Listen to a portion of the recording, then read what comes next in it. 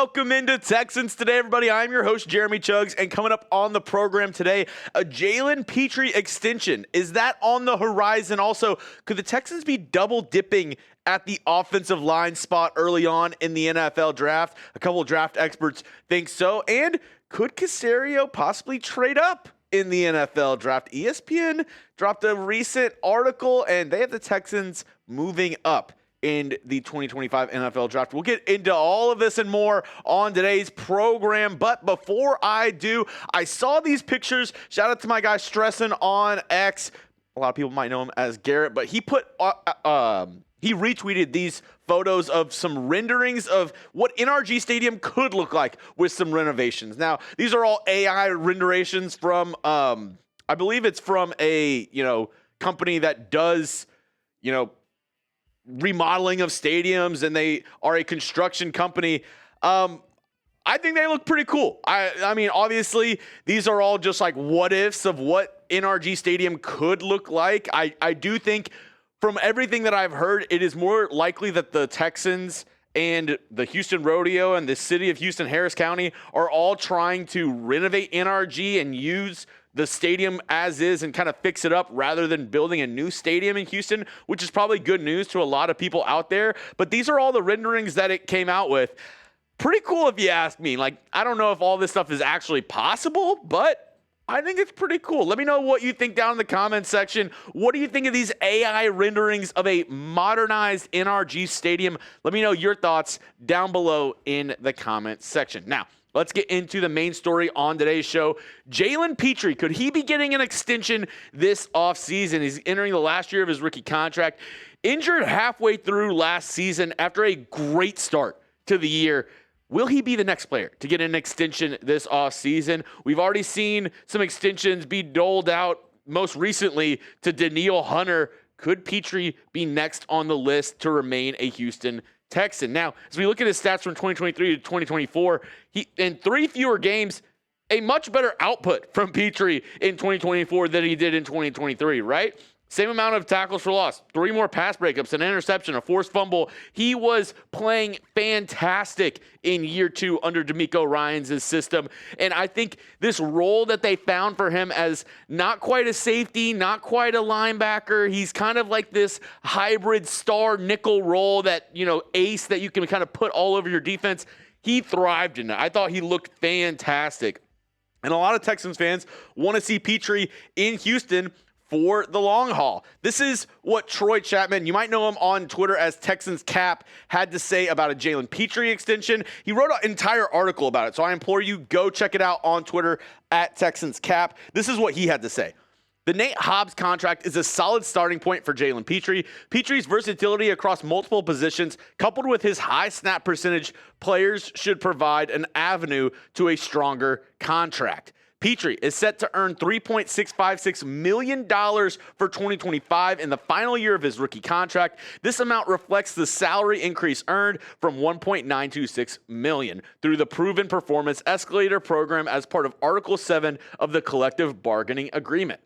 All right. My evaluation of Jalen Pitre's contract extension comes in at a 2-year extension worth $27 million in new money and a 3-year contract worth $30.656 million in total value. So obviously, he's talking about adding 2 more years on to Pitre's existing contract, which in essence makes it a 3-year, $30 million contract. This is what the picture he put with it from Over the Cap, kind of explaining how this contract will be doled out and what it would look like if they did go ahead and do a 2-year, $27 million contract extension to Jalen Pitre. I think that's a fair evaluation if you ask me. 2 years, $27 million for Pitre, in line with some of the other guys, on average for the last 3 years of this deal, he would get around $10 million a year, which I think is fair for what Pitre offers this team. Let me know down in the comments, though.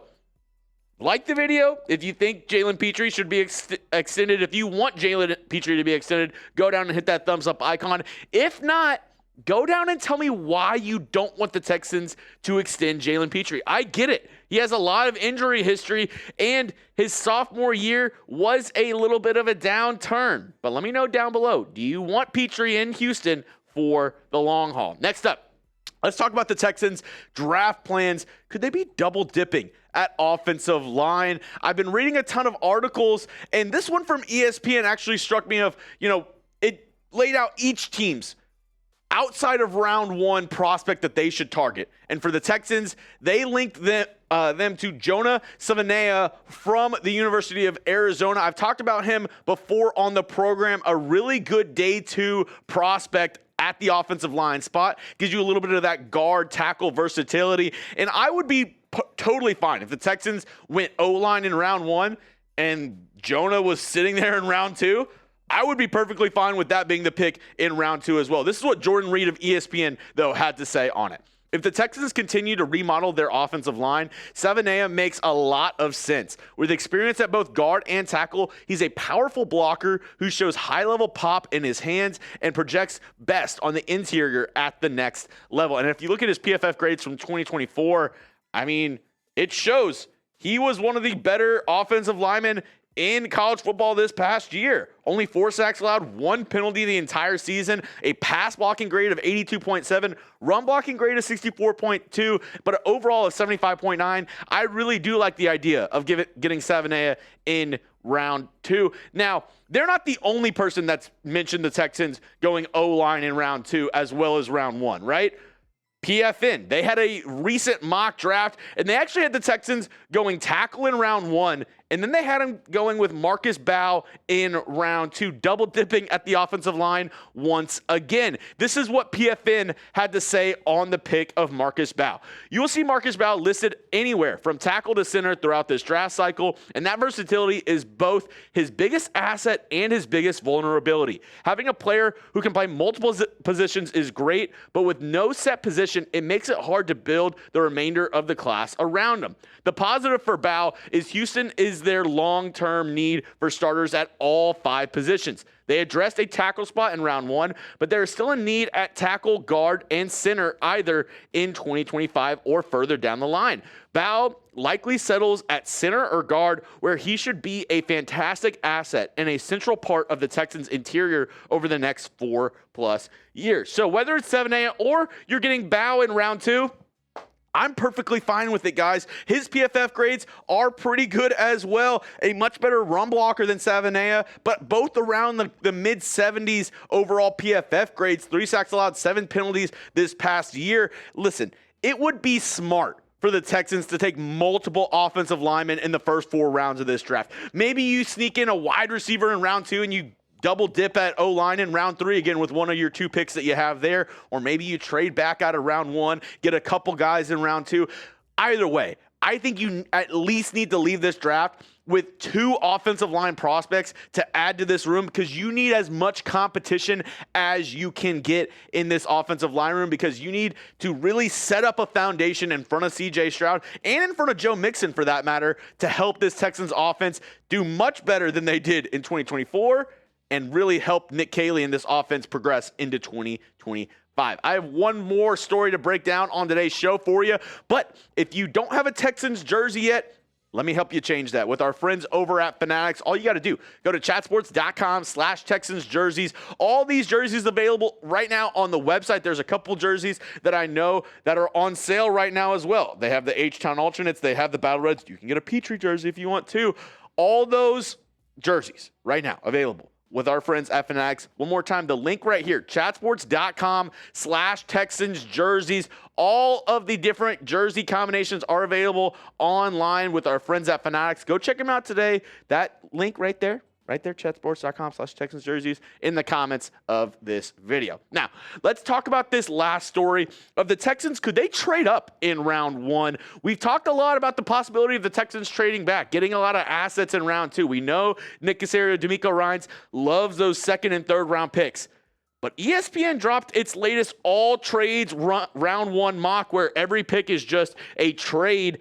And the Texans are mentioned twice in this. In both instances, they have the Texans trading up. Here are the trades that they offered in this ESPN mock draft. And mind you, it's not actually like they're looking like, oh yeah, the Texans traded up here. Now they're going to trade back. It's just at each spot a different trade idea for every single team. So the first one is if the Bengals wanted to trade back, right? And it would have the Texans trading up to pick 17. We would send the Bengals our first round pick, one of our third round picks, and a fifth round pick in exchange for the Bengals' first round pick, which is at number 17. And it is to be said, in both of these instances, they say the Texans should trade up for one of the top tackles, either Simmons or Banks out of Texas. I don't necessarily love this trade, right? I mean, you're giving up a ton of draft capital to move up in the first round. Yeah, of course, if you really think that is your starting left tackle for the next 5 to 6 years, sure. But that is putting a lot of risk on one first-round pick, giving up 3 draft picks in this year's draft. Also, here's the other one that they mentioned. It is the Texans moving up all the way to pick 13 with the Miami Dolphins. Another draft trade where it has them moving up to get a tackle. It has the Texans getting pick 13, the Dolphins' first-round pick, also the Dolphins' fourth-round pick, number 135. In exchange, the Texans send over their first, second, and third-round pick in this year's draft.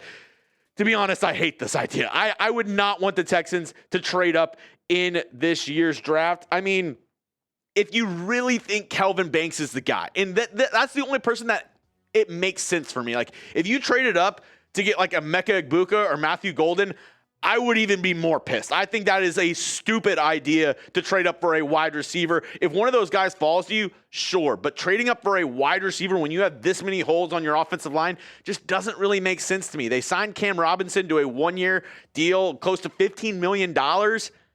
I don't think you need to trade up in round 1 to get an offensive lineman. I would much rather them stay pat or trade back in this year's NFL draft. That's all I have for you on today's show, folks. If you want to hit me up on Twitter, it's at Jeremy Chuggs. If you want to talk about anything that I talked about on the show, chop it up. Maybe just send me your mock draft.